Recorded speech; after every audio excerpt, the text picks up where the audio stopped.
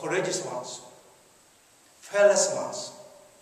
That means again, ego is very timid. One way is timid, another way is very skeptical, another way is very, very limited. Very limited. And therefore, again, Bodhichitta is to open a door that love, joy, compassion is open a door to all the beings, that compassion. Why? Again, we need, of course, basically we all know, because every living being carries, doesn't matter whatever the size of the body they are. They can be bigger as like 100 times elephant, or they can be small as 3 times or 100 times of the most smallest insect or smallest beings. The emotion package is the same in the teaching set. Doesn't matter the body size that all have such dense emotions. And these emotions related with then what? 3 portions or 5 portions or 6 portions. Those such as ignorance, attachment, anger, jealous, hated thought, and pride or arrogance, and doubt and hesitation, so forth. As long as we have that, there's always the pain, always suffering, mentally pain and physically suffering pain. And therefore, the compassion must go to all the beings as far as space. And therefore, it is known as the vastness motivation. It's vastness. It has no boundaries. And vastness motivation of the Bodhichitta. And with that beautiful compassion, beautiful love, beautiful joy and appreciation, the fearlessness, the openness status, then if you added the addition to the Vajrayana teaching, the purity understanding, then it's beautiful. It's perfect. It is beautiful cake. We are topping the what's called frost chocolate. Beautiful cake already. It is beautiful, delicious. And we add this purity understanding nature.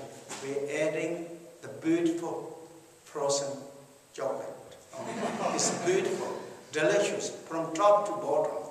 And that individually is then in Vajrayana teaching known as male Vidyadhara, the female Vidyadharas. Male and female Vidyadharas. Or yogi and yoginis. Yogi and yoginis, male and Vidyadhara, male and female. What means Vidyadhara? Vidyadhara is a Sanskrit terminology, but it means the one who holds the true awareness. True awareness. What is true awareness? True awareness is free from duality, free from the habit pattern. And such as Guru Padma Samye, Vimal Matra, Yishin Soja, or Mandarava, all the magic loved one, all the 25 disciples, those all are Vidyadhara.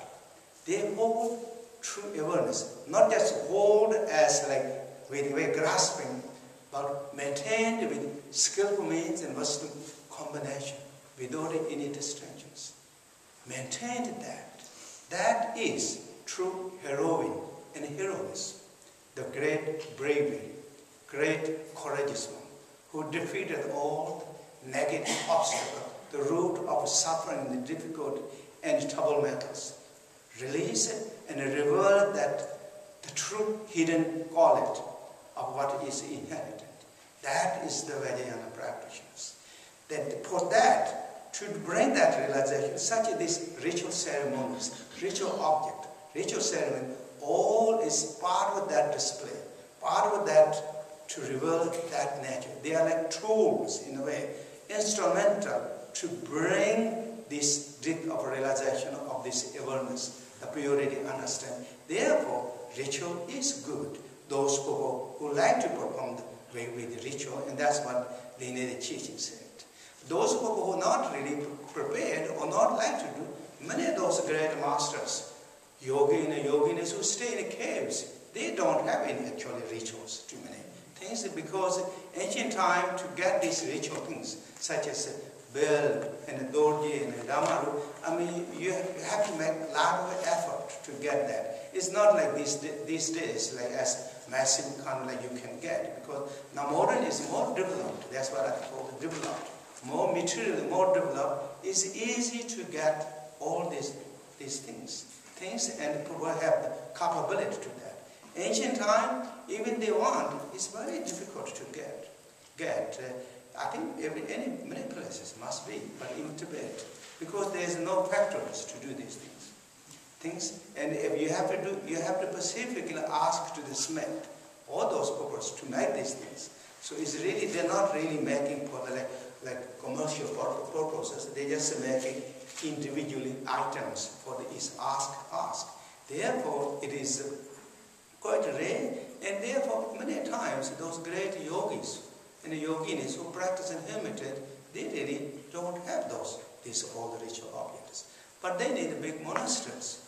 Definitely they use this because they have that in the teaching and mention of those things. It's good to bring forth the power and the realization of the inner quality and bring more purity, understanding of true nature.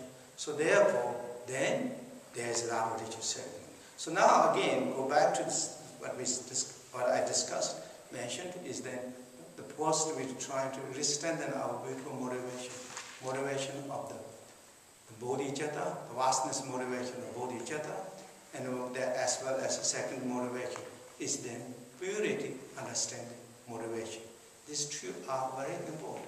It's not just important only at the beginning time of our practice or beginning of the teachings, but that is all. This is actually our practices. This is our beginning practices. This is our middle practices. This is our end practices, and that is our goal to reveal this nature. And this nature is nature of ourself, our own being, the true nature, Buddha nature. That's what we would like to reveal.